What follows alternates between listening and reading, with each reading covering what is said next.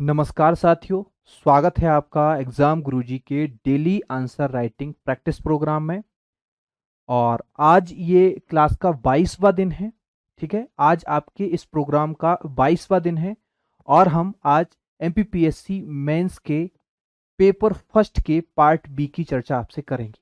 Right, तो paper first जो होता है 300 नंबर का होता है, आप सभी को पता है। इसके दो पार्ट हैं।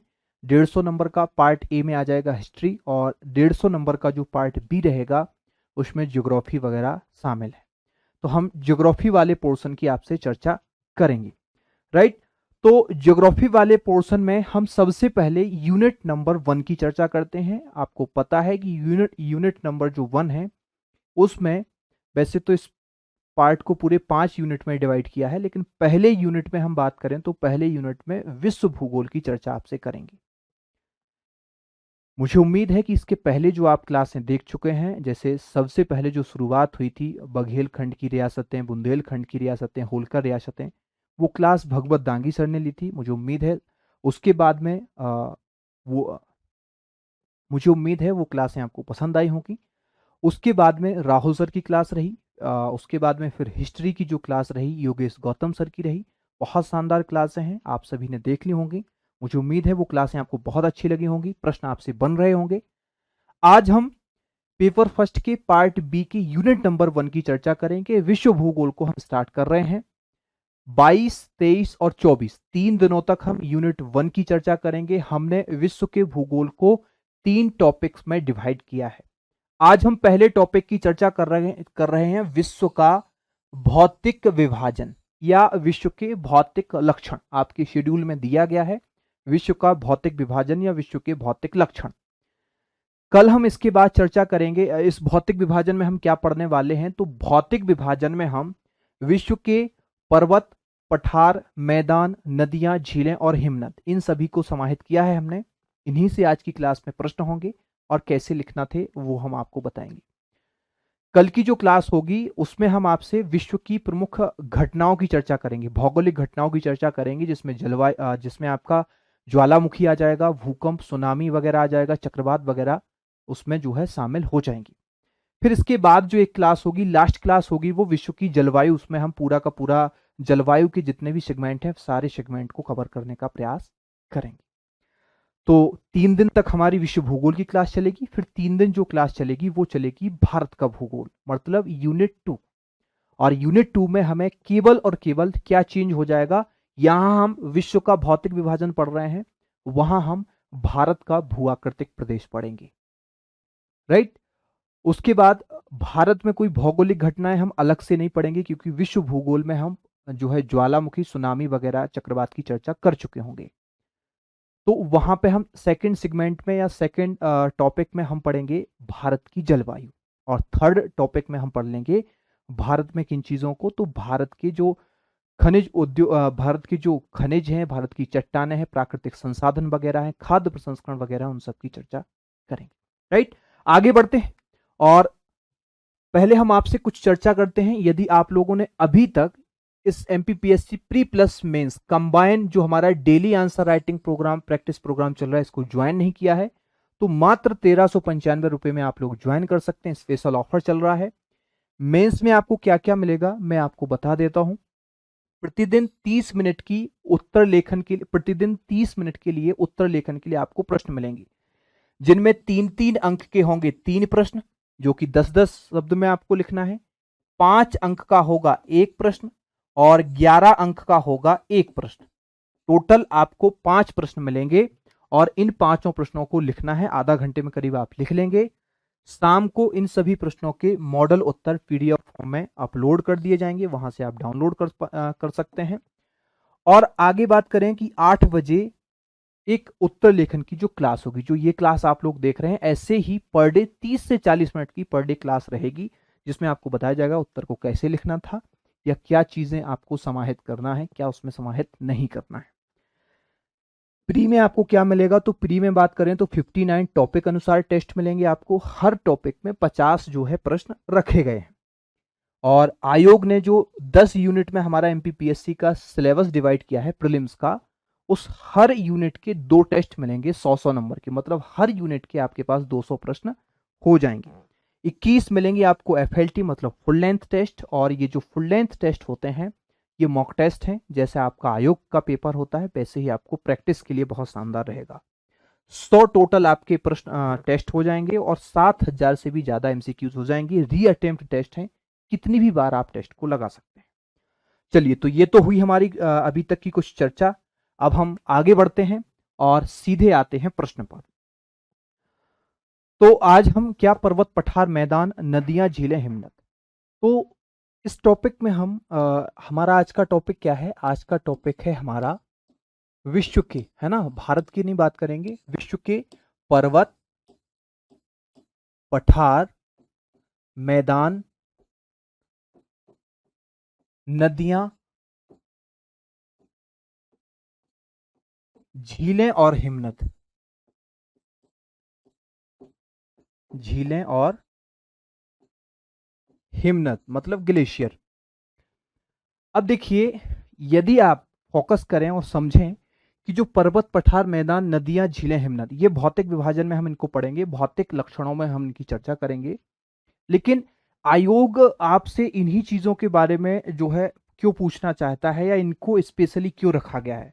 बाकी चीजों को डिनाई कर सकते हैं, जैसे सौर मंडल वगैरह ये हटा दिया है, ठीक है, सौर मंडल वगैरह के बारे में ज्यादा अध्ययन करने की आवश्यकता नहीं है, ठीक है। ब्रह्मांड वगैरह या सौर मंडल ग्रह वगैरह के ज्यादा अध्ययन की आवश्यकता हमें आयोग ने क्यों नहीं रखी है, और इन चीजों को स्पेशली क्यों रखा है, इनका एक रीजन है।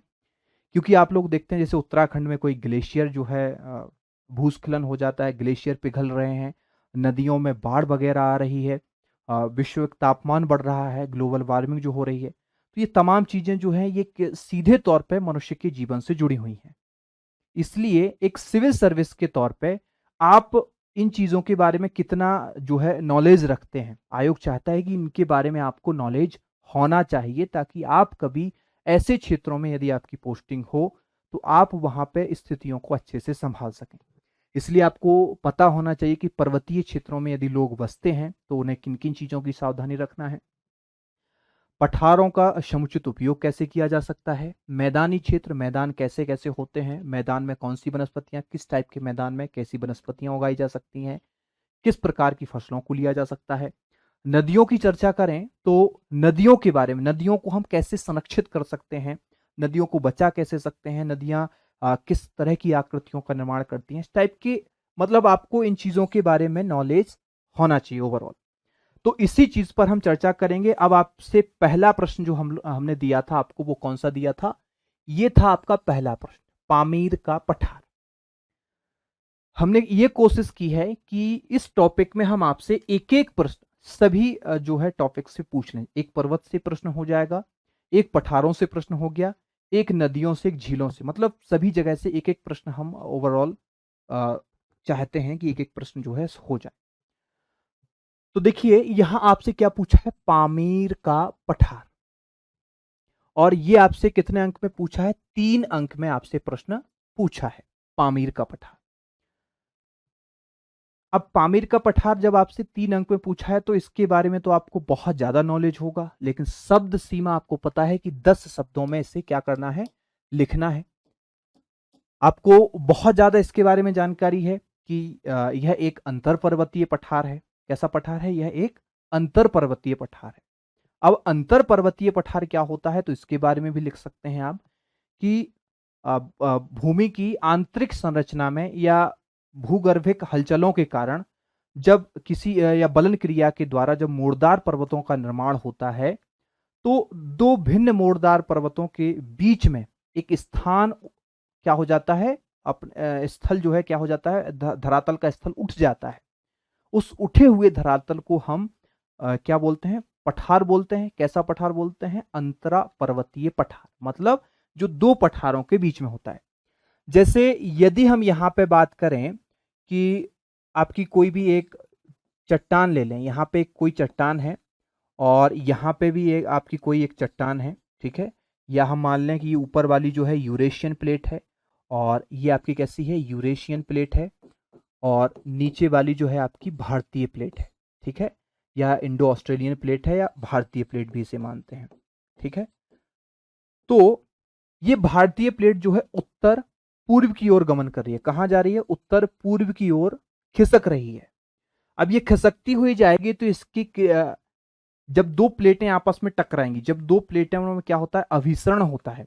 तो वैसे ये विश्व भूगोल में बहुत डिटेल में मैं पढ़ा चुका हूं, और ये सारे जो वीडियो हैं वो आपको वीडियो कोर्स में मिल जाएंगे, मेंस के वीडियो कोर्स में मिल जाएंगे। वहां से आप देख सकते हैं कि जब दो चट्टानें या दो प्लेटें आपस में टकराती हैं तो जिस प्लेट का घनत्व अधिक होता है ना, जिस प्लेट का घनत्व अधिक होता है, यदि इस प्लेट का क्या है? घनत्व अधिक है, तो ये प्लेट क्या हो जाएगी? इस प्लेट के कम घनत्व वाली प्लेट के नीचे की ओर गमन करेगी, नीचे की ओर क्या हो जाएगी? चली जाएगी। अब नीचे की ओर ये प्लेट जाएगी तो यहां पे आपको पता है कि ये प्लेटें किस पे तैर रही होती हैं? ये प्लेटें जो है ये तैर रही होती हैं आपके एस्थेनोस्फीयर पे। किस पे? एस्थेनोस्फीयर पे। उसे बोलते हैं आपका एस्थेनोस्फीयर, एस्थेनोस्फीयर या दुर्बलता मंडल, एस्थेनोस्फीयर या दुर्बलता मंडल। अब जैसे ही ये अधिक घनत्व वाली प्लेट नीचे की ओर आती है, तो चूंकि यहां पे रेडियोधर्मी चट्टान है, यहां पे बहुत ज्यादा ताप होता है। अब बहुत ज्यादा तापमान होने के कारण होता क्या है कि यहां पे तापमान होने के कारण यहां पे ये जो चट्टानें पिघल जाती हैं और प्लास्टिक अवस्था में, जो इस टाइप का जो पहले से लावा था उसी तरफ से ये भी निर्माण कर लेती हूँ। यहां से एंडेसाइट जो है निकलता है और यहां पे मोड़दार या बलित पर्वतों का निर्माण भी होता है। यहां पे जब दो चट्टानें आपस में टकराती हैं और समान घनत्व वाली जब दो चट्टानें टकराती हैं तो वहां पे बलन क्रिया होती है और कुछ हिस्सा जो है ऊपर उठता है, वो हमेशा उठता रहता है, जैसे हिमालय उठ रहा है। और यदि एक चट्टान का घनत्व अधिक है और एक का कम है तो यहां पे बलन की क्रिया नहीं होती है, यहां पे ज्वालामुखी क्रियाएं प्रायः देखने के लिए मिलती हैं। और ज्वालामुखी क्रियाएं आपको कहां देखने के लिए मिलेंगी? वो क्रियाएं आपको एक महासागरीय प्लेट हो और एक आपकी महाद्वीपीय हो। एक महासागरीय प्लेट हो, दूसरी आपकी महाद्वीपीय प्लेट हो, है ना। दूसरी आपकी कैसी हो? महाद्वीपीय प्लेट हो। तो चूंकि आपको पता है कि महाद्वीपीय प्लेट जो है उसका घनत्व कम होता है, महासागरीय प्लेट का घनत्व अधिक होता है, इसलिए महासागरीय प्लेट महाद्वीपीय प्लेट के नीचे चली जाती है और नीचे बहुत अधिक गर्मी होने के कारण वो महासागरीय प्लेट का हिस्सा, अगला हिस्सा पिघल करके लावा या एंडेसाइट के रूप में परिवर्तित हो जाता है। राइट। अब ये लावा या एंडेसाइट परिवर्तित हो जाता है, उसके बाद में यहाँ का जो क्षेत्र होता है इसी से वो लावा जो है, उबलता हुआ लावा यहाँ पे ज्वालामुखी के रूप में फटता है और यहाँ पे क्या होते हैं? कटक या ज्वालामुखी पर्वतों का निर्माण होता है। तो ऐसे पर्वतों का उदाहरण में यदि आप देखें तो प्रशांत महासागर की जो महासागरीय प्लेट है और दक्षिणी अमेरिका की जो महाद्वीपीय प्लेट है, इन दोनों के टकराव से आप वहां पे क्या देखते हैं? एंडीज पर्वतमाला का निर्माण हो रहा है और वो भी एक वलित पर्वत का एग्जाम्पल है। तो वो कैसा है? ज्वालामुखी पर्वत, कटक वगैरह का निर्माण भी इसी तरह से होता है। अब हम यदि पठार की जब बात कर रहे थे तो यहाँ पे देखेंगे आप कि हमारे भारत का हिमालय पर्वत है और यहाँ पे तियन सांन पर्वतमाला, यहाँ पे हमने एक एनिमेशन लगाया हुआ है, आगे देखते हैं। ये देखिए, ये हमारे भारत का हिमालय पर्वत है और ये हिमालय पर्वत देख रहे हैं आप, और आगे आप देखें तो यहाँ पे आप तियान सांन पर्वतमाला देख रहे हैं। ठीक है, ये दोनों ही कैसे हैं? बलित पर्वत है। और दो बलित पर्वतों के बीच का जो हिस्सा है ये ऑटोमेटिकली थोड़ा सा उठ जाता है, उसे हम बोलते हैं पठार। और कैसा पठार? जब कोई पठार दो पर्वतों के बीच में होता है, कैसा होता है? दो पर्वतों के बीच में होता है तो उसे अंतरा पर्वतीय पठार बोलते हैं। बहुत डिटेल में मैंने इसको पढ़ाया है। और पर्वत पदीय पठार क्या होता है? पर्वत के पाद क्षेत्र से या पांव वाला जो हिस्सा होता है, निचला क्षेत्र होता है, वहां से यदि किसी पठार का निर्माण हो रहा है तो उसे हम पर्वत पदीय पठार के रूप में जानते हैं। ऐसे पठारों का जो निर्माण होता है, पर्वत पदीय पठार, ज्यादातर आपको कहां देखने के लिए मिलेंगे? ऐसे ज्वालामुखी जिनमें सिलिका की मात्रा कैसी हो? कम हो। ठीक है, तो वहां पे इनका निर्माण हो जाता है। अब तिब्बत के पठार को आपको बहुत ज्यादा नॉलेज है, आप कैसे लिखेंगे? अब आप सबसे ज्यादा दिक्कत क्या होती है? जिसको उसके बारे में पता नहीं है वो तो, उसके पास शब्द ही नहीं होते हैं तो कोई दिक्कत नहीं होती है। दिक्कत उसे होती है जिसके पास शब्द बहुत ज्यादा हैं। अब उनमें से 10 शब्दों में उनको कैसे समेटा जाए। तो तिब्बत के पठार को आप कैसे लिखेंगे, मैं आपको बताता हूं कि कैसे आपको लिखना है। यहां देखिए, तिब्बत के पठार को आपको 3 पॉइंटों में लिख देना है, ठीक है ना। 3 पॉइंटों में लिख देना है। सबसे महत्वपूर्ण जो पॉइंट है वो क्या है, सबसे पहले आपको ज्योग्राफी में विशेषकर ये ध्यान रखिएगा कि पर्वत, पठार, मैदान, नदियां, झीलें, हिमनद या कोई भी चीज हो, जो भी चीज बनी है उसका एक पर्टिकुलर रीजन होता है। तो एक रीजन होता है जिस कारण से उसका निर्माण होता है। तो उस जिसका निर्माण हुआ है उसको आप जरूर लिखें कि निर्माण कैसे होता है, ठीक है ना। दूसरी चीज, यदि हम भूगोल में बात करें तो भूगोल में हमें पर्टिकुलर स्थान भी बताना है कि कहाँ की हम ये बात कर रहे हैं, किस स्थान पे ये स्थित है। तो देखिए, यहाँ पे पामीर का जो पठार है, यहाँ पे आपको स्थिति बताना है। सबसे पहले पामीर का पठार जो है आप स्थिति बताएंगे कि ये स्थिति जो है कहाँ पे है। स्थिति में भी आप बोलेंगे किर्गिस्तान में है, अफगानिस्तान में है, पाकिस्तान की हिंदू कुश पर्वतमाला में है और तिब्बत में है, मतलब बहुत ज्यादा फैला हुआ है, ठीक है। तजाकिस्तान है, किर्गिस्तान है, अफगानिस्तान, पाकिस्तान, मध्य एशिया भी बोलते हैं, तिब्बत भी बोलते हैं, चीन भी बोलते हैं। स्थिति में भी विवादित है, इसकी स्थिति बिल्कुल स्पष्ट तौर पे विवादित है, इसलिए आपको इसमें ज्यादा नहीं लिखना है। इसमें सिर्फ आपको लिख देना है मध्य एशिया, ठीक है। क्या लिख देना है, स्थिति में आपको लिखना है मध्य एशिया। अब मध्य एशिया आप लिख दोगे तो स्थिति जो है स्पष्ट हो गई, क्योंकि मध्य एशिया में ही आपका किर्गिस्तान, तजाकिस्तान, सभी के सभी जो देश हैं ये सब के सब मध्य एशिया में आ जाएंगे। तो सबसे पहले आपको यहाँ पे लिख देना है मध्य एशिया। साथ में आप चाहें तो यहाँ कोष्टक में तिब्बत भी लिख सकते हैं, क्योंकि मूलतः जो विस्तार है वो कहाँ पे है, तिब्बत में है, राइट। दूसरा आपको यहाँ पे लिखना है कि ये किस पठार का एग्जाम्पल माना जाता है। जैसे गुंबदाकार पठार होता है, अंतर पर्वतीय पठार होता है, पर्वतपदीय पठार होता है। तो जो पर्वतों के भेद हमने पढ़े थे उनमें से ये किस पठार के अंतर्गत आ रहा है, ये है आपका अंतरा पर्वतीय पठार। अंतरा पर्वतीय या अंतर पर्वतीय, सॉरी, अंतर पर्वतीय पठार, अंतर पर्वतीय पठार।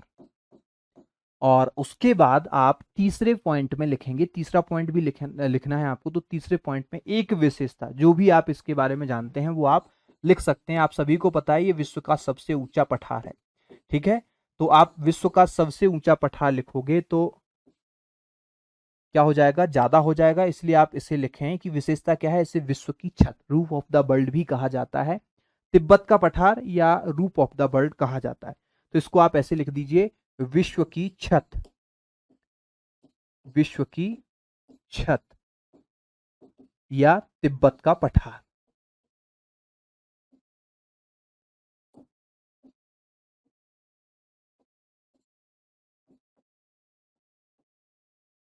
तो इस तरीके से आपको लिखना है। इसमें आपका क्या हो जाएगा कि जो शब्द सीमा है, 1 2 3 शब्द हुए हैं यहाँ पे, 4 5 6 7 8 9 10 11, मतलब आपके जो शब्द हैं वो बहुत ही कम शब्दों में हम इस तरह से इसको समेटने का प्रयास कर सकते हैं, राइट।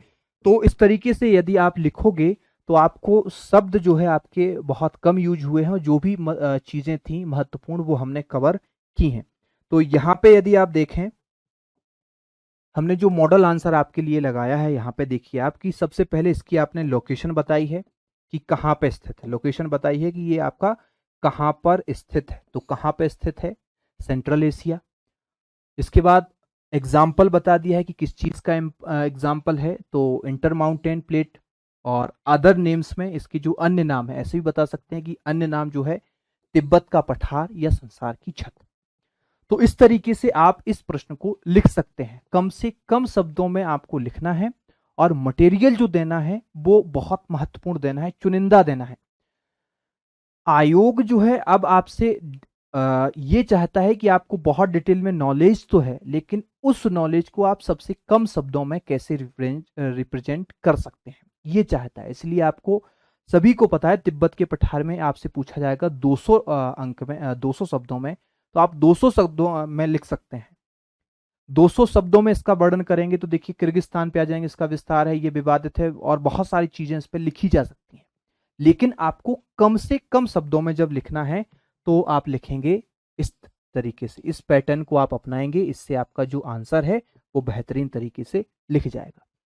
आगे बढ़ते हैं। अगला प्रश्न जो दिया है हमने वो है क्रेटर झील। क्रेटर झील का प्रश्न हमने दिया है।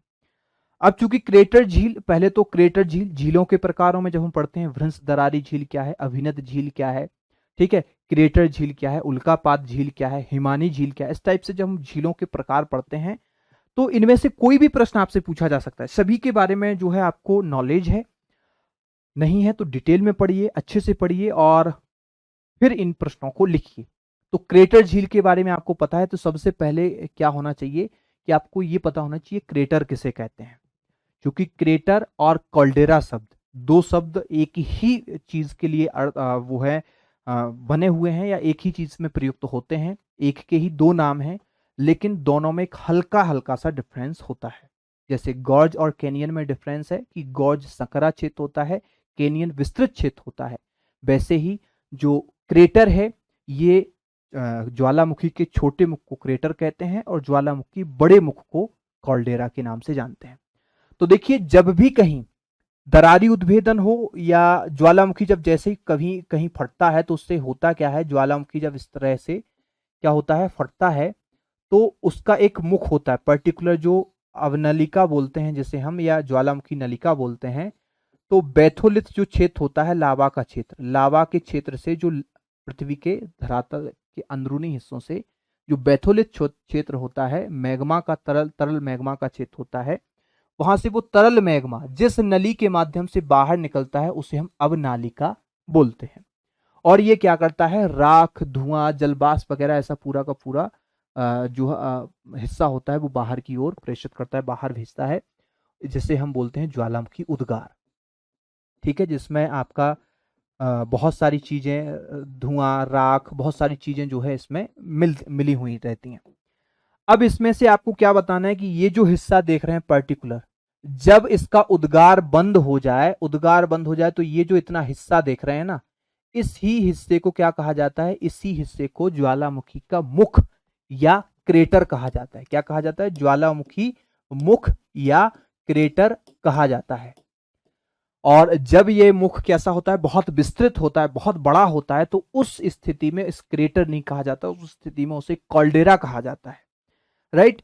अब होता क्या है, जब ज्वालामुखी में उद्गार कैसा हो गया, बंद हो गया, उद्गार बंद होने के बाद में जब बरसात हुई तो बरसात के बाद इसमें क्या भर जाता है, जल भर जाता है। बरसात के बाद इसमें जल भर जाता है और जल भर जाने से एक झील का निर्माण होता है जिसे हम क्रेटर झील कहते हैं। बस ये तो होगी इसकी फैक्चुअल जानकारी। अब इसको आप कैसे लिख सकते हैं वो आपकी कला है। आप लोगों ने बहुत लोगों ने लिखे होंगे। यदि आपने प्रश्नों के आंसर नहीं लिखे और आप क्लास देख रहे हैं तो प्लीज ऐसा मत कीजिए, क्योंकि आप पहले अपना लिखने का तरीका जो है जानिए। आप पहले लिखिए प्रश्न को, उसके बाद में फिर आप क्लास देखिए, फिर आपको पता चलेगा कि कौन से प्रश्न आपको नहीं, कौन से शब्द आपको यूज नहीं करने थे और कौन से शब्द जो है आपको ज्यादातर यूज करने हैं। ठीक है, तो सबसे पहले जो कि मैंने शुरू से ही आपको बताया कि सबसे पहले आपको क्या बताना है, निर्माण बताना है। आपसे पूछा है क्रेटर झील, तो क्रेटर झील का जो निर्माण है वो कैसे होता है, आप इसे बेहतरीन शॉर्ट शब्दों में लिखेंगे कि ज्वालामुखी क्रेटर में या ज्वालामुखी के मुख में, मुख को ही क्रेटर बोलते हैं, ज्वालामुखी मुख या क्रेटर में जल भराव से, बस इतना लिखना है निर्माण में, और ज्यादा नहीं लिखना है कि इसका निर्माण ज्वालामुखी के मुख में जल भर जाने के कारण होता है, इतना नहीं लिखना है। इतना लिखना है आपको निर्माण, और लिख देना है ज्वालामुखी क्रेटर में जल भराव से, खत्म। इसके बाद फिर आपसे एग्जाम्पल, इसमें आपके एग्जाम्पल या उदाहरण का बहुत महत्वपूर्ण रोल है। 3 मार्कर का जो भी प्रश्न हो उसमें निर्माण तो खैर उन्हीं चीजों पे लिखा जाएगा जिनका निर्माण होता है, सारी चीजों में हर प्रश्न में नहीं लिखा जाएगा, लेकिन उदाहरण जो है ये 99 और 90 to 95% प्रश्नों में आपको एग्जाम्पल देखने के लिए मिलेंगे। तो यदि आपसे यहां पे पहली बात तो निर्माण में आपने बता दिया कि ज्वालामुखी क्रेटर में जल भराव से, उदाहरण में आप लिखेंगे बोलीविया झील, बोलीविया की टिटिकाका झील। अब टिटिकाका झील के बारे में ये मत लिख दीजिएगा कि पेरू बोलीविया की सीमा पर स्थित है, विश्व की सबसे बड़ी नौकागम्य झील है या विश्व की सबसे ऊंची नौकागम्य झील है। ऐसा नहीं लिखना है आपको, सिर्फ एग्जाम्पल में इतना लिखना है, बोलीविया की कौन सी झील, टिटिकाका झील, बोलीविया की टिटिकाका झील। और उसके पहले भारत की यदि कोई झील है तो भारत की झील जरूर आपको लिखना है। भारत की कौन सी झील है, तो भारत की पुष्कर झील है ना। भारत की जो पुष्कर झील है वो भी आपकी क्रेटर झील का एग्जाम्पल है। अरावली पर्वत के जो क्रेटर रहे होंगे पहले के, उसी में बनी है, उसी में उसका निर्माण हुआ है, इसलिए इसे भी क्रेटर झील का एग्जाम्पल माना जाता है। दूसरा, फिर आप लिख दीजिए बोलीविया की टिटिकाका झील, फिर आप लिख दीजिए इटली की एवर्नन झील। तो इस प्रकार से आप 2-3 झीलों को लिख सकते हैं। लिखना चाहें तो संयुक्त राज्य अमेरिका की क्रेटर झील भी इसमें आप लिख सकते हैं। मतलब शब्द सीमा का ध्यान रहे, निर्माण बताना है और एग्जाम्पल बताना है बस, और उसके आगे आपको कुछ भी नहीं बताना है। अब देखिए आप, यहाँ पे हमने एक चित्र लगाए हुए हैं और चित्र में आपको पता ही होगा कि ये सैटेलाइट चित्र है, जो कि नीचे कोई पर्वत है, पर्वत का भौगोलिक रूप आप देख रहे हैं।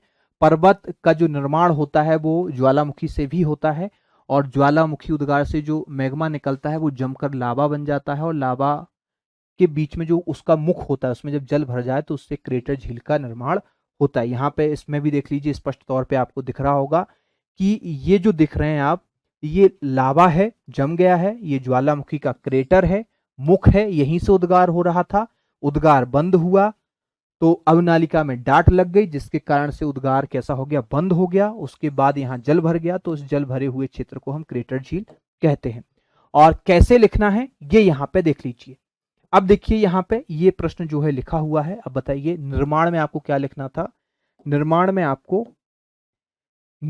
आपको ज्वालामुखी क्रेटर में जल भराव से या जल भर जाने से, इतना बस लिखना था। इसकी ज्यादा आपने लिखा है तो शब्द सीमा को दृष्टिगत रखते हुए ज्यादा शब्दों को नहीं लिखना है। दूसरा, एग्जाम्पल जरूर देना है, और भारत का कोई एग्जाम्पल है तो उससे प्राथमिक तौर पर रखना है। यहाँ पे कुछ बच्चों ने जो है लोनार झील भी लिख दिया होगा, लेकिन ऐसे विवादित चीजों को, लोनार झील को कहीं कहीं पे आपने देखा होगा कि क्रेटर झील से बनी हुई झील माना जाता है, जो आपके महाराष्ट्र के बुल्ढाना जिले में लोनार झील है, लेकिन मूलतः ये उल्का पिंड के टकराने से बनी हुई है। करोड़ों वर्ष पहले बहुत बड़ा उल्का आया और पृथ्वी से टकराया, पृथ्वी से बुल्ढाना जिले महाराष्ट्र में टकराया, और वहां पे वर्तमान में एक झील का निर्माण हो गया। उस झील को हम बोलते हैं क्रेटर निर्मित झील नहीं, उसे बोलेंगे उल्कापात झील। तो इसमें मत लिखिए, राइट। इसमें सिर्फ आप पुष्कर झील लिखेंगे, और दूसरी टिटिकाका, बोलीविया, एवर्नन झील इटली। और इसमें टिटिकाका की जो विशेषता है वो आप जब जोड़ सकते हैं जब आप उदाहरण कम कर दें। यदि आप एवर्नन झील ना लिखें तो टिटिकाका में लिख सकते हैं, टिटिकाका विश्व की सर्वोच्च नौकागम, बस इतना, ज्यादा नहीं लिख सकेंगे कि विश्व की सबसे ऊंची नौकागम झील है, ऐसा नहीं, विश्व की सर्वोच्च सबसे ऊंची नौकागम झील, बस खत्म। इसके बाद में नेक्स्ट प्रश्न की तरफ बढ़ते हैं। अगला प्रश्न देखते हैं। अगला प्रश्न क्या होगा, लोएस मैदान। देखिए, एक हमने प्रश्न आपके पठार का कवर कर लिया, पामेर का पठार पूछ लिया। दूसरे में हमने आपका क्रेटर झील मतलब झीलों को कवर कर लिया।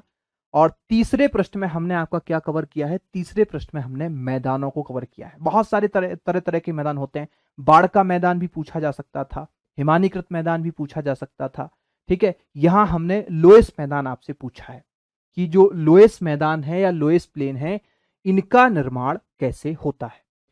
जो ये आप मैदान देख रहे हैं ये कैसा है, लोएस मैदान है। और लोएस मैदान का निर्माण आपको पता है कि कैसे होता है। लोएस मैदान का जो निर्माण होता है, जब हवा चलती है तो वायु या हवा अपने साथ मिट्टी के, बालू या रेत के बहुत सारे कण उठा करके ले जाती है, और यहां से वहां वायु में बहुत सारे जो है मिट्टी, धूल, राख इत्यादि के कण उड़ते रहते हैं। और जब वो कण किसी एक जगह पे निक्षेप होते रहते हैं, रखते रहते हैं, तो उन्हीं धूल और वायु के कणों से के निक्षेपण से एक मैदान का निर्माण होता है, जिन्हें हम बोलते हैं लोएस मैदान, ठीक है। ये कहीं कहीं टीले का रूप भी ले लेते हैं, ये जो देख रहे हैं ना, टीले का रूप भी ले लेते हैं। इनको लोएस चट्टानें भी कहा जाता है, राइट। ये चट्टानें लोएस चट्टानों के नाम से जानी जाती हैं। तो इसमें इसका जो निर्माण है, बहुत शॉर्ट शब्दों में यदि आपसे लिखने के लिए कहा जाए कि अच्छे से लिखिए आप इसको, तो 10 शब्दों में आपको लिखना है कि लुईस मैदान। अब आपने क्या लिखा है, मिलाइए, थोड़ा सा समझिए इसको हम कैसे लिख सकते हैं। तो पहली चीज, तो इसमें आप क्या लिखेंगे, सबसे पहले निर्माण लिखेंगे। तो निर्माण बहुत सिंपल है, सीधे सीधे 2 शब्दों में, सीधे सीधे शॉर्ट शब्दों में लिखेंगे। तो क्या लिख देंगे, पवन द्वारा उड़ाकर लाए। ठीक है, पवन द्वारा उड़ाकर लाए बालू व रेत के निक्षेपण से। बस इतना ही लिखना है, इसके आगे नहीं लिखना है, क्योंकि आपको और भी चीजें देना है। फिर एक यहां पे आपने निर्माण का पॉइंट बनाया था कि निर्माण पवन द्वारा उड़ा कर लाए गए या पवन द्वारा लाए गए बालू और रेत के निक्षेपण से। दूसरे पॉइंट में यदि आपसे लिखने के लिए पूछा है तो दूसरे पॉइंट में आप लिख देंगे इनमें परतों का अभाव होता है, या आप इनमें हटा करके सिर्फ क्या लिख दें, परतों का अभाव होता है। परतों का अभाव, अभाव क्या, इनमें कोई परतें नहीं पाई जाती हैं, क्योंकि ये जो देख रहे हैं आप यहाँ पे मिट्टी के कण हैं, मिट्टी के कण यहाँ है, मिट्टी के कण के ऊपर मिट्टी के कण ही आ रहे हैं, तो वहां कोई अवसादी चट्टानों की तरह उसमें किसी भी तरह की परतें नहीं पाई जाती हैं। ठीक है, इनमें अवसादी चट्टानों की तरह परतों नहीं पाई जाती, मतलब परतों का इनमें अभाव होता है। तो पवन द्वारा उड़ा कर लाए गए या पवन द्वारा लाए गए बालू के निक्षेपण से निर्माण हो गया, परतों का अभाव होता है, दूसरे पॉइंट में लिख दिया। और तीसरे में इसके जो एग्जाम्पल हैं वो आप दे सकते हैं। एग्जाम्पल में आप कहाँ के दे सकते हैं, तो मिसिसिपी का मैदान हो गया, उत्तरी चाइना में भी इस तरह के मैदान पाए जाते हैं, तो मिसिसिपी का मैदान है, उत्तरी चाइना का मैदान है, तुर्कमेनिस्तान का मैदान है। इस टाइप से आप 2-3 एग्जाम्पल जो है दे सकते हैं। राइट, ये क्या हो जाएंगे आपके बहुत अच्छे तरीके से प्रश्न लिख जाएगा। आगे देख लेते हैं इसका एक जो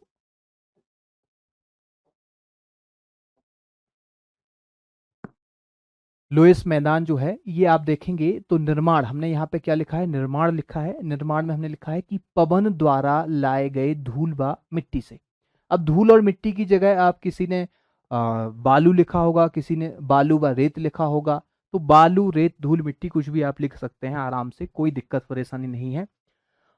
यहाँ पे सेकंड पॉइंट में लिखें कि अवसादी चट्टानों की तरह, अवसादी चट्टानों में क्या होता है, परतें होती हैं, लेकिन इनमें परतों का अभाव होता है, इनमें किसी भी तरह की परतें नहीं होती। कोई परतें लिखेगा, कोई संस्तरों का अभाव होता है, एक ही चीज है। पर ये जो शब्द है, मैं एक चीज और आपको कहना चाहूंगा कि जब भी आप प्रश्न का उत्तर दे रहे हैं तो 3 लाइनें आपको ऐसी मिलती हैं, वहां पे मेंस में आपको 3 लाइनें आपको इस तरह से दी जाती हैं। इन 3 लाइनों में आपको प्रश्न का आंसर देना है, तो कोशिश कीजिएगा कि एक एक लाइन में तीनों चीजों को आप कर दें, लेकिन लाइन पूरी भरने की आवश्यकता नहीं है। एक में आप ऐसा निर्माण समझा सकते हैं, ठीक है, एक में आप उसका कोई एक विशेषता समझा सकते हैं, ठीक है, और एक में आप उसकी क्या दे सकते हैं, विशेषता दे सकते हैं, और तीसरी लाइन में आप उसका एक उदाहरण या 2 उदाहरण दे सकते हैं। मतलब शब्द सीमा ज्यादा ना बढ़ जाए, लेकिन आप लाइनों का पर्टिकुलर यूज कर सकते हैं पूरी पूरी तरह से। राइट, साथ में जिन शब्दों को आप वहां लिखना चाह रहे हैं उनमें कोशिश करें कि तत्सम शब्दों का ज्यादा यूज हो। तद्भव शब्दों की अपेक्षा तत्सम शब्द जो है ज्यादा क्या करते हैं, इफेक्ट उनका रहता है। जैसे यदि आप आग लिखेंगे तो उससे अच्छा है अग्नि लिख दीजिए। ठीक है, क्या लिख दीजिए, आगे लिखना है आपको कि अगली पीढ़ी में, तो उससे उससे भी इस तरह से, मतलब ज्यादा आप क्या है इन शब्दों का यूज मत करें, ज्यादा शब्दों का यूज इनका मत करें कि आप बिल्कुल संस्कृत की तरह शब्दों का यूज कर दें, ऐसा भी नहीं करना है। लेकिन बहुत ज्यादा शब्द ऐसे ना हो, जैसे आप लिख देते हैं भागों में बांटा गया है, तो उसकी जगह विभाजित किया गया है। ठीक है, इस तरीके से बांटा गया है शब्द क्या रहेगा, तद्भव हो जाएगा और उसका ज्यादा प्रभाव नहीं रहेगा। जबकि वहीं आप लिखेंगे विभाजित किया गया है, तो थोड़ा सा क्या लगता है, बात वही की गई है, लेकिन शब्दों का भी कुछ खेल होता है, शब्दों में भी कुछ ताकत होती है। तो शब्दों का चयन करते समय ध्यान दें कि आप ज्यादा से ज्यादा किन शब्दों का यूज करें, ज्यादा से ज्यादा तत्सम शब्दों का यूज करें। राइट, तो इस पे आपका उदाहरण में तुर्कमेनिस्तान, उत्तरी चीन व मिसिसिपी के मैदान और परतों का अभाव, निर्माण, ये तीनों चीजें आपको आपने अच्छे तरीके से लिख सकते हैं।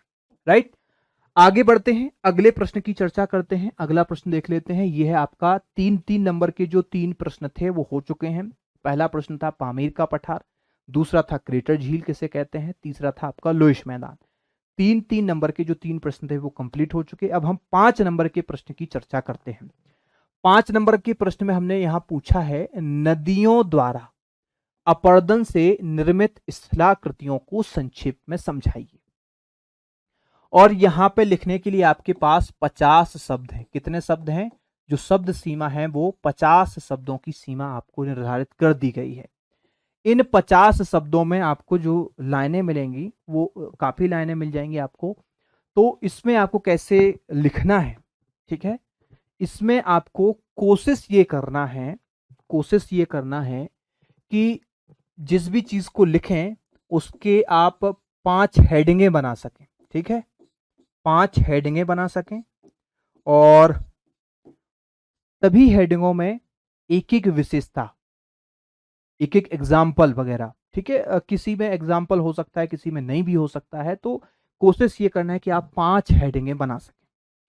अब देखिए यहां पे तो आप 5 क्या 10 हेडिंगें बना सकते हैं, क्योंकि नदियों द्वारा अपरदन से निर्मित स्थलाकृतियों की बात की गई है।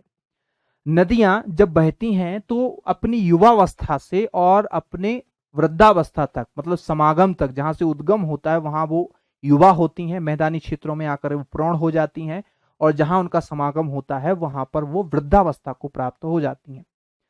तो युवावस्था से लेकर के और वृद्धावस्था तक के बीच में नदियों के द्वारा तरह तरह की आकृतियों का निर्माण किया जाता है।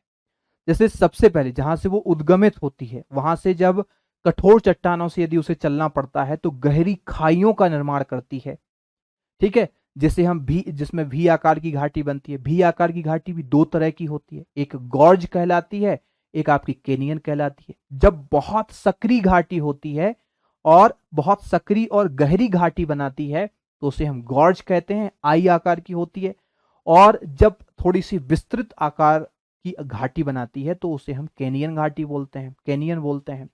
तो उसके आगे फिर जब वो बड़े चट्टानी भागों से और निचले मैदानी भागों में उतरती है तो जलोढ़ पंखों का निर्माण करती है, वो भी आप लिख सकते हैं। या फिर वो कठोर चट्टानों से और निचले क्षेत्रों में, कठोर चट्टानों से वो निचले क्षेत्रों में गिरती है तो वहां पे वो जलप्रपात का निर्माण करती है, ठीक है। लेकिन कभी कभी क्या होते हैं कि कठोर चट्टाने फिर मुलायम, कठोर फिर मुलायम, कठोर फिर मुलायम, तो इस प्रकार से वो जलप्रपात का ही एक छोटा रूप बनाती है जिसे हम क्षिप्रिकाएं बोलते हैं, रैपिड्स बोलते हैं। तो क्षिप्रिकाओं का निर्माण कर सकती है। मैदानी भागों में आती है तो उसके पास अवसाद बहुत ज्यादा होता है, इस कारण से अवसाद की अधिकता के कारण वो मुड़ जाती है और एस आकार में वो विसर्प का निर्माण करती है। विसर्प से ही फिर गोखुर झीलों का निर्माण हो जाता है। और अंततः यदि हम चाहें तो लास्ट में लिखेंगे कि डेल्टा का निर्माण करती है, बाढ़ के मैदानों का निर्माण करती है। जब बहुत ज्यादा उसमें अवसाद हो जाता है तो अवसाद में और जल ज्यादा होता है तो अवसाद को वो ढो नहीं पाते, इसलिए मैदानी भाग में जल फैल जाता है जिसे हम बाढ़ बोलते हैं। बाढ़ के कारण मिट्टी जो है उस क्षेत्र में, संस्कृत मिट्टी के कण जो है निक्षेपित हो जाते हैं, बाढ़ के मैदान का निर्माण करती है। और आगे बढ़ेंगे तो फिर हम लास्ट में डेल्टा लिख सकते हैं। डेल्टा, डेल्टा का निर्माण अंतिम अवस्था में या निम्न भागों में जहां पे ढाल बहुत मंद हो जाता है, अवसाद बहुत अधिक होता है, तो जो नदी होती है वो छोटी छोटी वितरिकाओं में बट करके और डेल्टा का निर्माण करती है, त्रिभुजाकार डेल्टा का निर्माण करती है। अब चूंकि डेल्टा में भी आप तरह तरह की चीजें लिख सकते हैं, जैसे डेल्टा भी 4 प्रकार के, मुख्यतः 4 प्रकार के डेल्टाओं का निर्माण होता है, ठीक है, तो वो भी आप वहां पे लिख सकते हैं, ठीक है।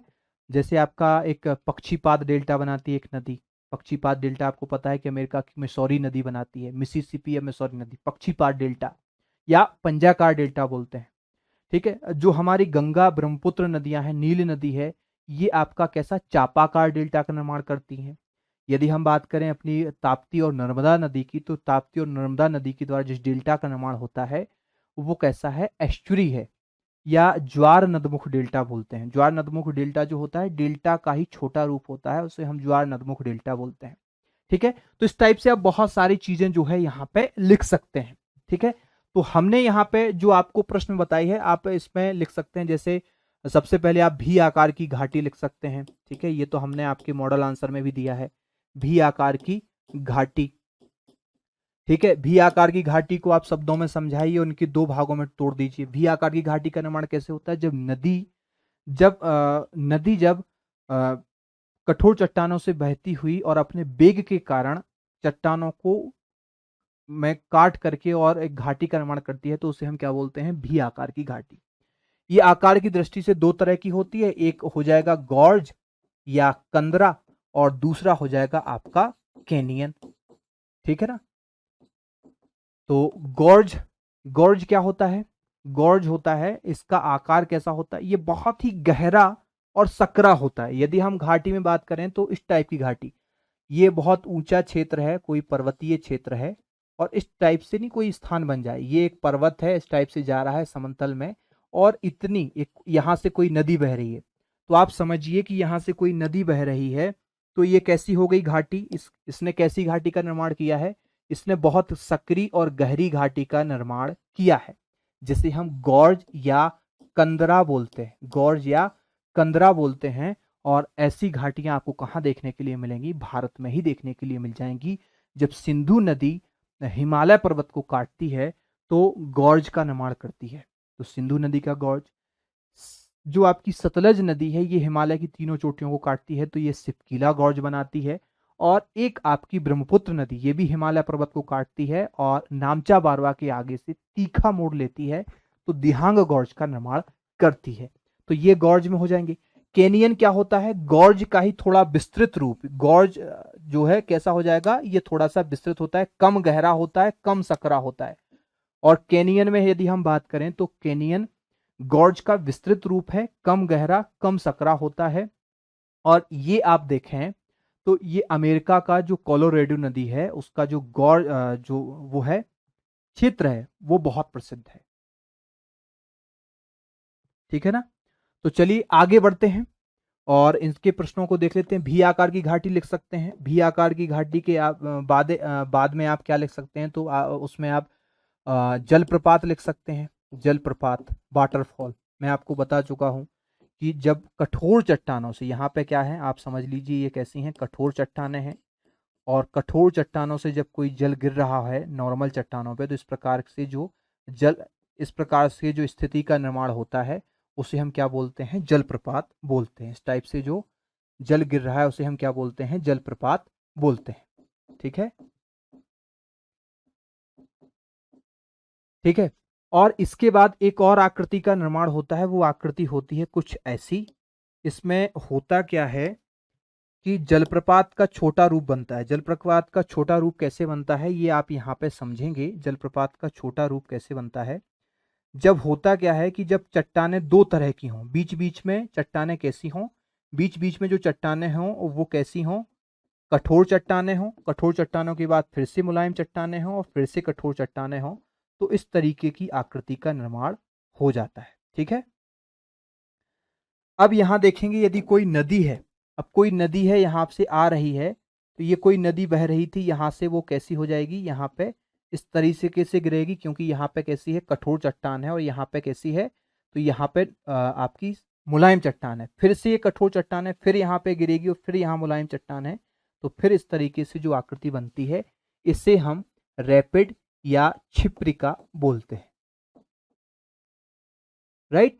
तो जलप्रपात और क्षिप्रिका ये दोनों एक ही होते हैं, और बस जिस तरह से गॉर्ज और कैनियन में डिफरेंस है उसी तरह से जलप्रपात और क्षिप्रिका में डिफरेंस है। गॉर्ज जो है गहरी सकरी घाटी होती है, कैनियन विस्तृत क्षेत्र होता है, गॉर्ज का ही विस्तृत रूप होता है, कम गहरी और कम सकरी घाटी।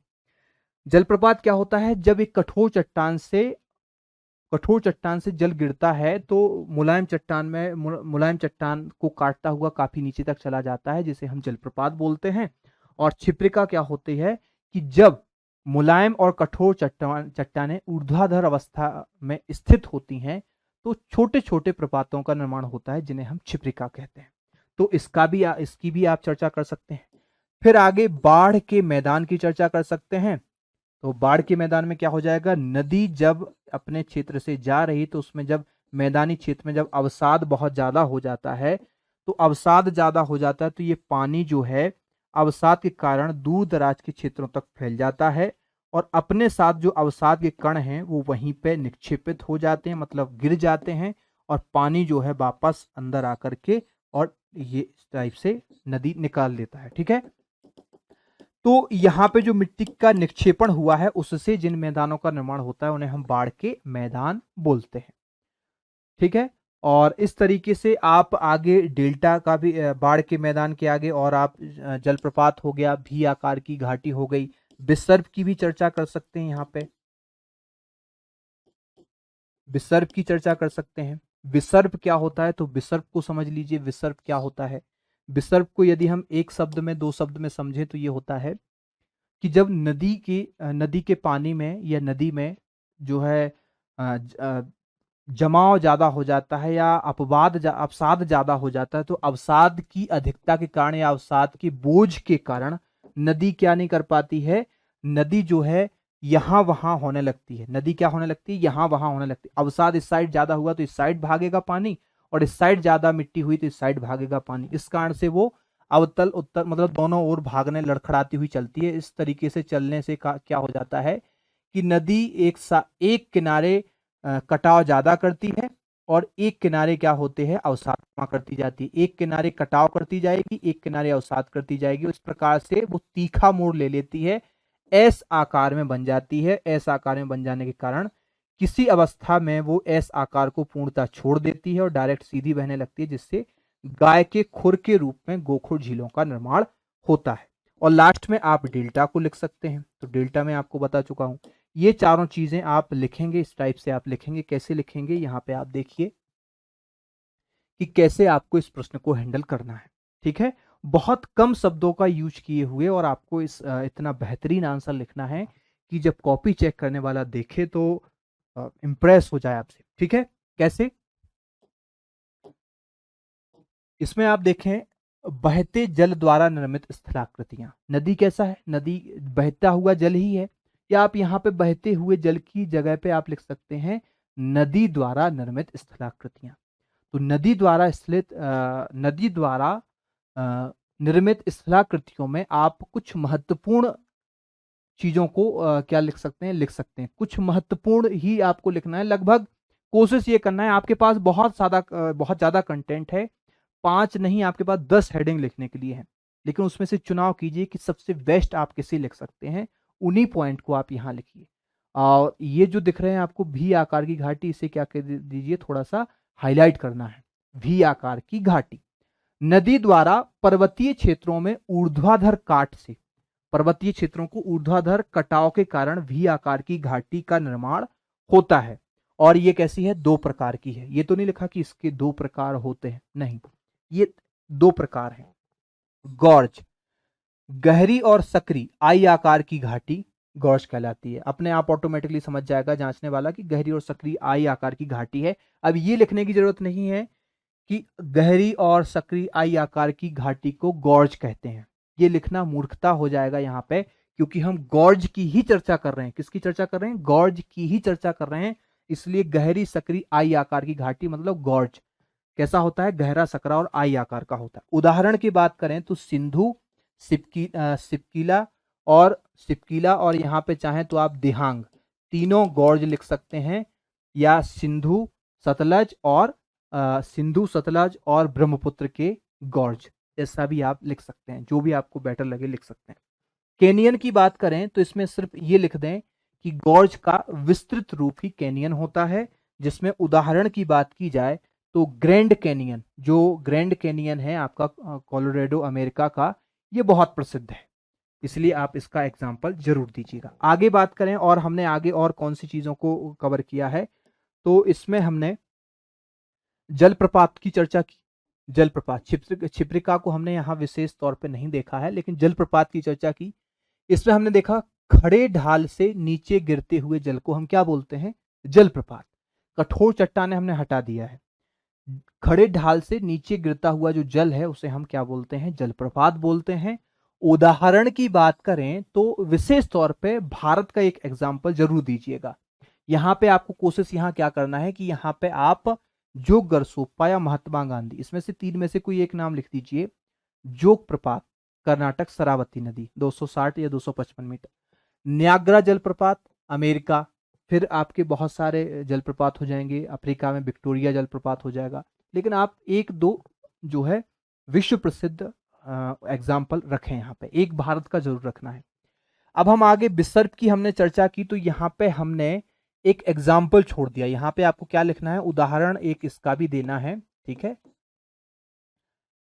या नदी के मार्ग में एस आकार के मोड़। अब एस आकार के मोड़ क्यों आते हैं ये मैं आपको समझा चुका हूं अच्छे से, कि एस आकार के मोड़ इसलिए आते हैं कि नदी में अवसाद बहुत ज्यादा हो जाता है, मिट्टी बहुत ज्यादा हो जाती है, जिस कारण से नदी उस मिट्टी से बचने के लिए, यहां जब मिट्टी ज्यादा होती है तो इस साइड बहती है, इस साइड ज्यादा होती है तो इस साइड बहती है, इस टाइप से दोनों ओर लड़खड़ाती हुई चलती है और दोनों ओर कटाव करती है। और जब एक किनारा पकड़ लेती है तो उसी को काटते हुए लंबी दूरी तक जाती है, जिस कारण से एक ओर वो कैसा हो जाता है, इस टाइप से वो एस आकार का रूप ले लेती है। और एस आकार का रूप ले लेती है तो कालांतर में ये जुड़ जाते हैं, तो ये जो हिस्सा है ये अलग हो जाता है, इससे गोखुर का निर्माण होता है। तो यहाँ पे आप उदाहरण ना लिखें तो एक ऐसा डैश लगा के गोखुर निर्माण, इतना जरूर लिखना है, इसमें जरूर लिखना है गोखुर निर्माण। यहाँ पे हमसे छूट गया है, आपको नहीं छोड़ना है, ठीक है। नदी के मार्ग में एस आकार की मोड़ और डैश लगा के एग्जाम्पल में गोखुर निर्माण, ठीक है, जरूर। इसके बाद मैदान की बात करें तो मैदान में क्या होता है, नदी में बाढ़ के कारण मिट्टी के निक्षेपण से निर्मित होते हैं मैदान।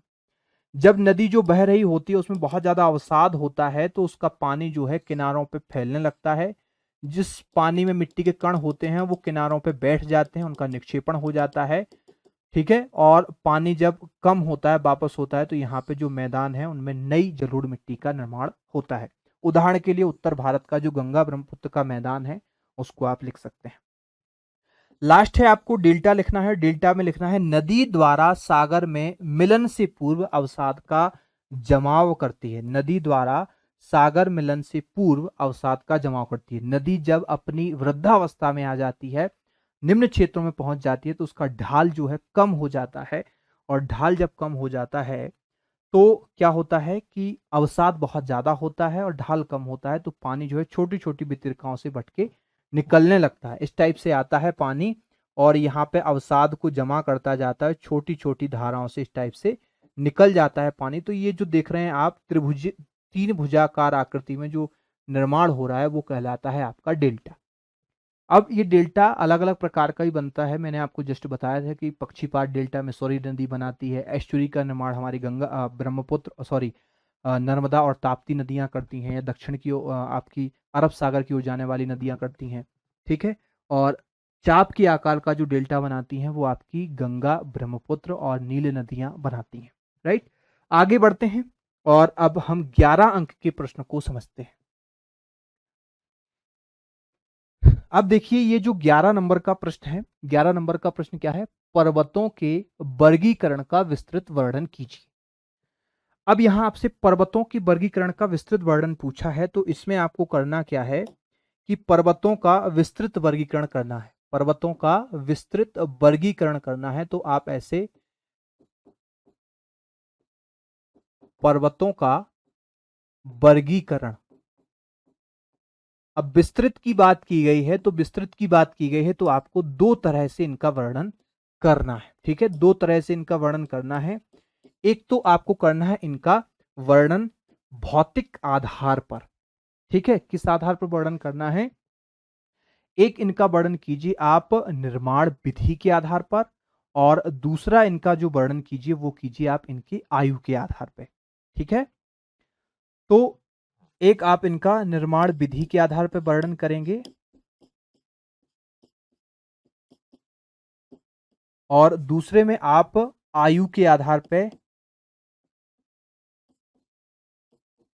आयु के आधार पर वर्गीकरण करेंगे। निर्माण विधि के आधार पर वर्गीकरण करेंगे तो महत्वपूर्ण 4 पॉइंट आप या 4 हेडिंगें आपको जरूर बनाना है। दूसरी चीज, जब भी आप 11 नंबर के प्रश्न को हैंडल कर रहे हैं तो 11 नंबर के प्रश्न को चूंकि आपको पता है कि 200 नंबर में 200 शब्दों में इसको हमें लिखना है, तो इस प्रश्न को आप 200 से 230 240 शब्दों तक भी ले जा सकते हैं, लेकिन जितने कम शब्द रहें, सटीक शब्द रहें, उतना अच्छा रहेगा, क्योंकि कंटेंट ज्यादा रहेगा आपके पास, उसको कम से कम शब्दों में लिखना एक बहुत बड़ी चुनौती है, ठीक है। तो उसके लिए ये इस चुनौती को स्वीकार करते हुए आप लोग बार बार प्रैक्टिस करें, ये चीजें जो है प्रैक्टिस से आएंगी। प्रैक्टिस करोगे ऑटोमेटिकली आपसे शब्द सीमा जो है कम होती जाएगी। जितनी बार लिखोगे आप वैसे ही आपको, तो आप निर्माण के आधार पे या निर्माण विधि या निर्माण के आधार पे और आयु के आधार पे दो तरह से वर्गीकरण कर लीजिए, दोनों तरह से आप वर्गीकरण कर सकते हैं। तो एक वर्गीकरण करेंगे आप निर्माण के आधार पे और एक वर्गीकरण करेंगे आप आयु के आधार पे। ठीक है, तो 4 प्रकार से आप आयु के आधार पे लिख सकते हैं। ठीक है, जैसे प्रीकैम्बियन, प्रीकैम्बियन काल के पर्वत। ठीक है, फिर आ जाएंगे आपके कैलिडोनियन काल के, कैलिडोनियन काल के पर्वत। फिर आपके हर्सिनियन काल के पर्वत, और फिर आ जाएंगे आपके अल्पाइन पर्वत। ठीक है, तो ये 4 पर्वत आपके यहां हो जाएंगे। ठीक है, और 4 पर्वत आपके यहां पे हो जाएंगे। प्रीकैम्बियन काल के जो पर्वत है इनका निर्माण जो हुआ है ये 40 से 50 करोड़ वर्ष पूर्व हुआ, मतलब 400 से 500 मिलियन वर्ष, यदि आप यहां लिखें तो 40 करोड़ वर्ष पूर्व या 40 से 50 करोड़ वर्ष पूर्व। दूसरा, कैलिडोनियन जो पर्वत है, कैलिडोनियन जो पर्वत हैं ये कैलिडोनियन पर्वत हैं आपके 32 करोड़ वर्ष पूर्व या 320 मिलियन वर्ष पूर्व इनका निर्माण हुआ है। हर्सिनियन पर्वतों का निर्माण काल लिख दीजिए 27 करोड़ वर्ष पूर्व। ठीक है, यहां हम करोड़ में लिख रहे हैं सभी। और अल्पाइन जो कि सबसे नए हैं ये 3 करोड़ वर्ष पहले इनका निर्माण हुआ है। प्रीकैम्बियन काल के पर्वत बहुत ही पुराने पर्वत हैं। इस प्रकार के पर्वतों का अत्यंत अपर्दन निक्षेपण हो चुका है, इसलिए बहुत कम देखने के लिए मिलते हैं। इस कैटेगरी में आपका जो भारत के जो पर्वत हैं, भारत के पर्वत में जो अरावली पर्वत है इसको प्रमुखता से लिया जाता है।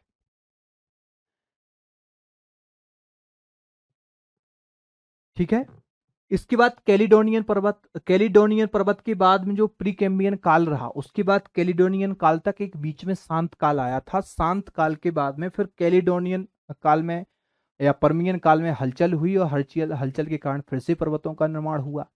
ठीक है, वैसे तो हमने इन सभी पर्वतों के वर्गीकरण को विश्व भूगोल में बहुत अच्छे से समझाया है, डिटेल में समझाया है। आपने वीडियो नहीं देखा है तो वीडियो जरूर देख लीजिएगा, उसमें आपको सारी चीजें समझ में आ जाएंगी। ठीक है, इसमें आपके जो पर्वत हो जाएंगे उसमें आ जाएगा आपका ज्वालामुखी पर्वत, जिनका निर्माण कैसे होता है, ज्वालामुखी पर्वत को ही हम संग्रहित पर्वत भी बोलते हैं।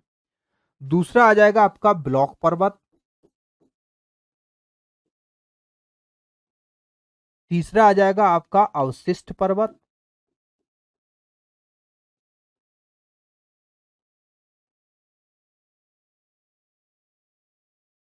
और चौथा और महत्वपूर्ण आ जाएगा आपका वलित पर्वत।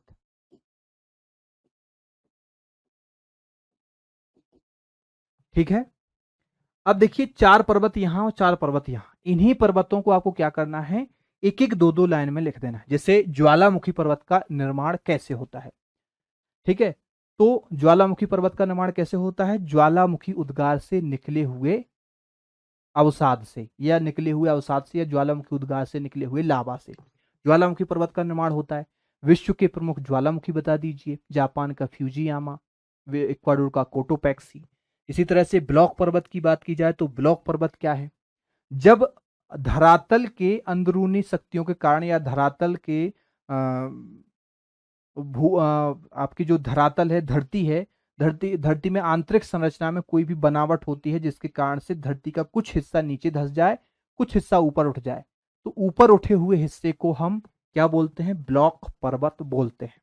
जैसे भारत में बात की जाए तो भारत का जो सतपुड़ा पर्वत है ये ब्लॉक पर्वत है, और इनकी एक मुख्य विशेषता ये होती है कि इनका जो शीर्ष होता है वो कैसा होता है, सपाट होता है, तीखा नहीं होता है, सपाट होता है।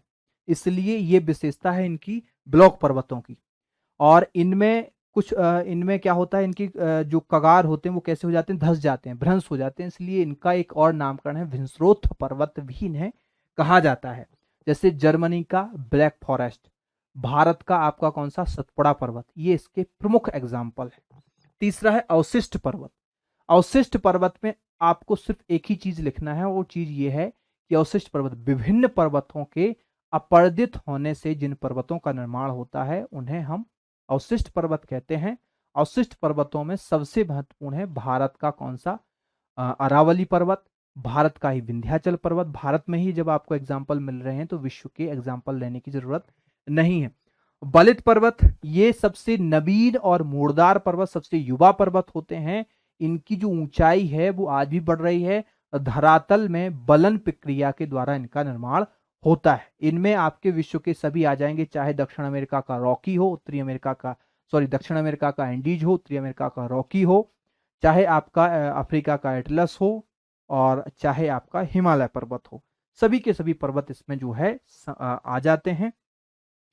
ठीक है, तो इस तरह के पर्वतों का जो है क्रम है, हमने कैसे लिखा है उसको आप लोग एक बार देख लीजिए। ठीक है,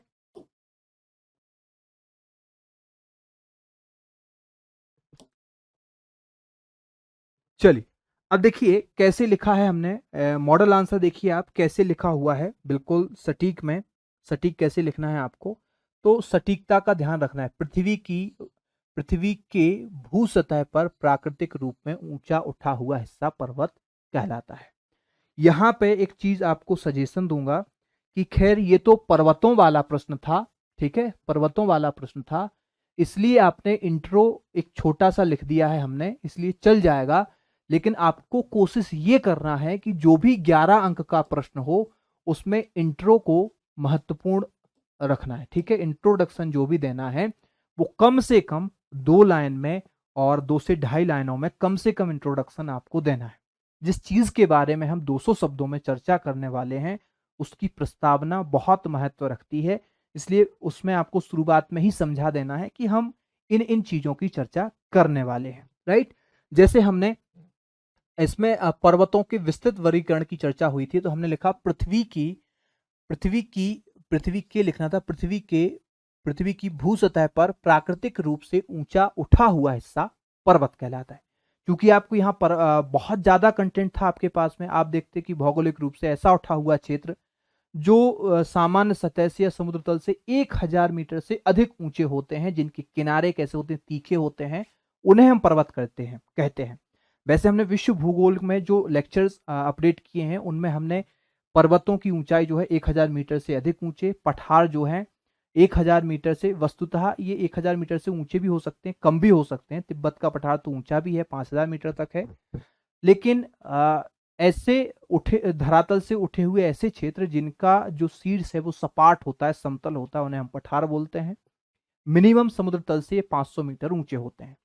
पहाड़ जो है 500 मीटर से ऊंचे होते हैं, किंतु 1000 मीटर से नीचे होते हैं, जिनके शीर्ष जो है तीखे होते हैं। पर्वतों का ही छोटा रूप पहाड़ कहलाता है। वहां पे हमने सारी चीजों को डिस्कस किया है, लेकिन यहां पे हम उतनी चीजों को नहीं लिख सकते थे, इसलिए शॉर्ट में हमने लिखा भू सतह पर प्राकृतिक रूप से ऊंचा उठा हुआ हिस्सा पर्वत कहलाता है। राइट, पर्वतों का वर्गीकरण आयु व निर्माण विधि के आधार पर 2 तरह से हमने किया है। सबसे पहले हमने पर्वत निर्माणकारी युग या आयु के आधार पर पर्वतों को डिवाइड किया। इसमें आपका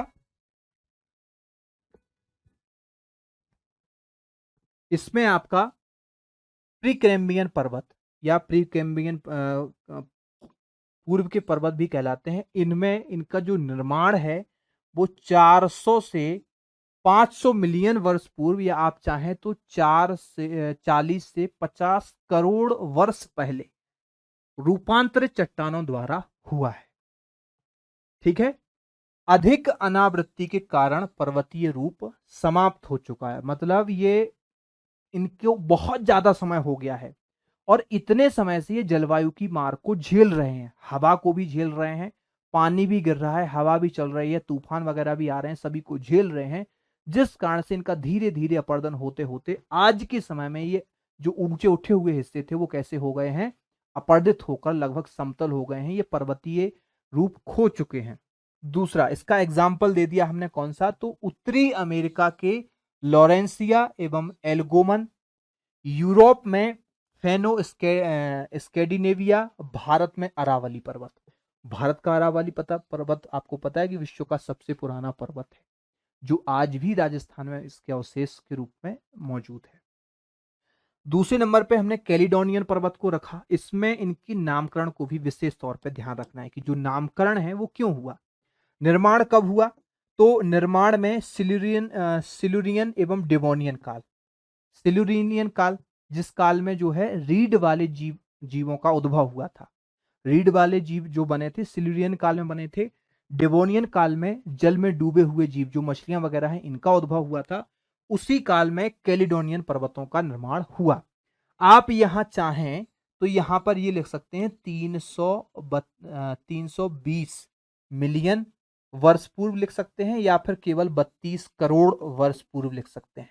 ठीक है, यहाँ पे ये आपको काल जरूर लिखना है, ये इसमें आपको ऐड कर लेना है। साथ में नामकरण की बात करें कि नामकरण में स्कॉटलैंड के कैलिडोनियन पर्वतमाला के नाम पर, स्कॉटलैंड में जो कैलिडोनियन पर्वत है, कैलिडोनिया पर्वत है, उसके नाम पर इस काल के सभी पर्वतों को कैलिडोनियन पर्वत काल कहा जाता है। एग्जाम्पल में देखें तो हमारे भारत का जो विंध्याचल पर्वतमाला है विस्तृत है, और महादेव व सतपुड़ा पर्वतमाला है। साथ में ब्राजील का ब्राजीलाइट्स है, दक्षिण अमेरिका का ब्राजीलाइट्स या ब्राजील का ब्राजीलाइट्स है, वो भी आपका इसी का एग्जाम्पल है। आगे बढ़ते हैं, कुछ और देख लेते हैं। आगे हमने और पर्वतों को लिया है जिसमें हम हर्सिनियन पर्वत की चर्चा करेंगे। हर्सिनियन पर्वत का निर्माण किस काल में हुआ? तो पर्नियन काल के बाद पर्मियन व कार्बोनिफेरस युग में लगभग 270 मिलियन वर्ष पूर्व या 27 करोड़ वर्ष पहले, ठीक है, 27 करोड़ वर्ष पहले इनका निर्माण हुआ। ये समय जो है नोट कर लेना आप लोग, ठीक है, इसी में ऐड करना है। उदाहरण देखें तो अपलेशियन, उत्तरी अमेरिका का अपलेशियन पर्वत, सेंट्रल मैसिव बासजेस एवं ब्लैक फॉरेस्ट जो है ये आपके बासजेस और सेंट्रल मैसिव ये आपके दोनों फ्रांस के हैं। ब्लैक फॉरेस्ट आपका जर्मनी का है, लेकिन आपको यहाँ पे उनके नामकरण नहीं देना है क्योंकि शब्द सीमा बढ़ेगी। यूराल पर्वत, यूरोप का यूराल पर्वत। अल्टाई और तियनसान नॉनसान ये सब एशिया के हैं। अल्टाई, तियनसान, नॉनसान ये सब मध्य एशिया में पड़ते हैं, एशिया के, राइट। तो यहाँ पे हमने हर्सिनियन पर्वतों को देखा। और अल्पाइन पर्वत जो कि सबसे नए हैं, चार तरह से हमने डिवाइड किया था, चार में जो लास्ट पॉइंट है वो है उसका निर्माण कैसे हुआ है। तो टर्सियरी काल आते आते पर्मियन काल के बाद एक शांत काल रहा, उसके बाद टर्सियर काल, टर्सियर काल के योसीन, ओलिगोसीन, प्लायोसीन तथा प्लीस्टोसीन युग में, है ना, इन युग में लगभग, या तो आप लिखें यहाँ पे 30 मिलियन वर्ष पूर्व या 3 करोड़, कुछ भी लिख सकते हैं, 3 करोड़ लिख दीजिए आप, हिंदुस्तान में रहते हैं, सीधे 3 करोड़ की बात करते हैं। 3 करोड़ वर्ष पूर्व इनका निर्माण हुआ है। नामकरण किस नाम पे हुआ है? यूरोप के आल्पस पर्वत के नाम पर इनको अल्पाइन पर्वत कहा जाता है। लास्ट में विशेष हमने क्या दिया है? तो विश्व के सर्वोच्च पर्वत है, सबसे ऊंचे, विश्व के सबसे ऊंचे, सबसे नवीन मोड़दार पर्वत हैं, सबसे नए पर्वत हैं, इन्हें युवा पर्वत कहा जाता है। तो हमने लिखा विश्व के सर्वोच्च, सबसे ऊंचे, ठीक है ना। सबसे और ऊंचे शब्द को दोनों को जोड़ करके सर्वोच्च लिख सकते हैं, क्योंकि सबसे अलग ऊंचे अलग तो दो शब्द बनेंगे, सर्वोच्च से आपका एक शब्द होगा। विश्व के सर्वोच्च एवं नवीन मोड़दार पर्वत है। उदाहरण में आप इसके जो मुख्य मुख्य हैं, आपके हिमालय है एशिया का, रॉकी उत्तरी अमेरिका का, एंडीज दक्षिण अमेरिका का, आल्पस यूरोप का, एटलस अफ्रीका का, ये सभी महाद्वीपों में जो महत्वपूर्ण थे उनकी हमने चर्चा यहाँ की। तो इस तरह से आप लिखेंगे, किस आधार पे? इस तरह से लिखेंगे आप आयु के आधार पर। और आयु के आधार के अलावा फिर आपको निर्माण विधि के आधार पर लिखना है। तो निर्माण विधि के आधार पर जब आप पर्वतों की चर्चा करें तो सबसे पहले यहां पे बलित पर्वत की चर्चा की है, ठीक है। बलित पर्वत, क्योंकि बलित पर्वत आपको पता है कि कैसे बनते हैं, ठीक है। बलित पर्वत जो अल्पाइन पर्वत हैं वही आपके बलित पर्वत हम मानते हैं, नए पर्वत, मोड़दार पर्वत। जब दो चट्टानों में क्या होता है, दो चट्टानों एक दूसरे की ओर अपसरित होती हैं तो दबाव या बलन पड़ने से उनका निर्माण होता है। निर्माण में लिखेंगे पृथ्वी के अंतर्जात बल के कारण चट्टानों में संपीड़न क्रिया से, या आप यहां लिख सकते हैं कि प्लेटों के अभिसरण से संपीड़न क्रिया के उत्पन्न होने से संपीड़न क्रिया द्वारा इनका निर्माण होता है। विशेष में लिखें विश्व के सबसे ऊंचे तथा विस्तृत पर्वत होते हैं। सबसे ऊंचे तो यही हैं आपके चाहे हिमालय को ले लो, रॉकी एंडीज वगैरह को ले लो, विश्व के सबसे ऊंचे जो पर्वत हैं वो कौन से हैं? बलित पर्वत ही हैं, क्योंकि इनकी जो लंबाई है, ऊंचाई है, वो बढ़ती रहती है, क्योंकि जैसे जैसे प्लेटें टकराएंगी, जैसे जैसे अवसाद जो है उठेगा।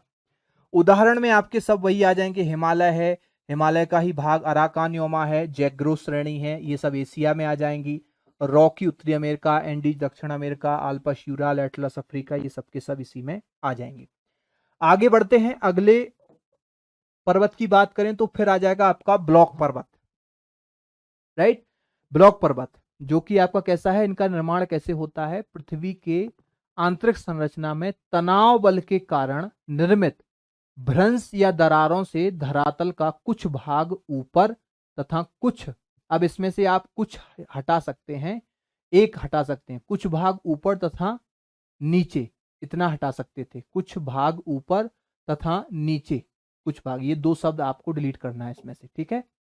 तो कुछ भाग ऊपर तथा नीचे धंस जाता है, उठे हुए भाग को, इसमें ऊंचे भी हटा सकते हैं, उठे हुए भाग को या ऊंचे भाग को, दो में से एक कोई भी आप डिलीट कर सकते हैं, इसमें भी हमने उतना ध्यान नहीं दे पाए हैं, तो इसमें से भी आप दो शब्द में से किसी एक शब्द को डिलीट कर सकते हैं कि उठे हुए भाग को ब्लॉक पर्वत कहा जाता है, और जो नीचे धंस जाता है उसे हम क्या बोलते हैं? भ्रंश या घाटी। उदाहरण के लिए देखें तो विंध्याचल पर्वत, सतपुड़ा पर्वत भारत के हैं, बासजेस रेंज जो है फ्रांस का है, ब्लैक फॉरेस्ट जो है जर्मनी का है, पाकिस्तान का सॉल्ट रेंज भी इसमें गिना जाता है। आगे देखें ज्वालामुखी पर्वतों की, तो ज्वालामुखी पर्वत में निर्माण कैसे होता है? ज्वालामुखी उद्गार से निकले की जगह निसरत लावा तथा अन्य पदार्थों के जमाव से, जो ज्वालामुखी क्रिया है उससे जो अन्य पदार्थ लावा वगैरह सब कुछ निकलते हैं, उन्हीं के जमाव से इनका निर्माण होता है। उदाहरण की बात करें तो एकांकागुआ और कोटोपैक्सी, है ना, दक्षिण अमेरिका का एकांकागुआ और इक्वाडोर, वहीं इक्वाडोर का कोटोपैक्सी, दोनों ही ये कहाँ हैं? ये दक्षिण अमेरिका में मौजूद है। तो इसमें आपके ज्वालामुखी पर्वत हो गए। आगे बढ़ें तो अवशिष्ट पर्वतों की बात करें। अवशिष्ट पर्वत जो है कैसे पर्वत हैं कि ये कोई भी पर्वत हो सकते हैं, लेकिन क्या है, लंबे समय से, पुराने समय से, इसलिए इनका लगातार अपर्दन हो रहा है, इनका क्षरण हो रहा है, जिस कारण से ये अपने मूल रूप से अब अवशिष्ट हो गए हैं। निर्माण कैसे होता है?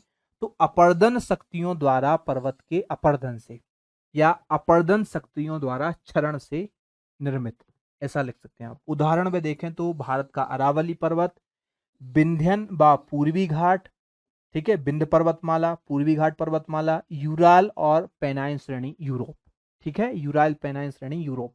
तो ये सभी कैसे हैं? अवशिष्ट पर्वत के एग्जाम्पल हैं।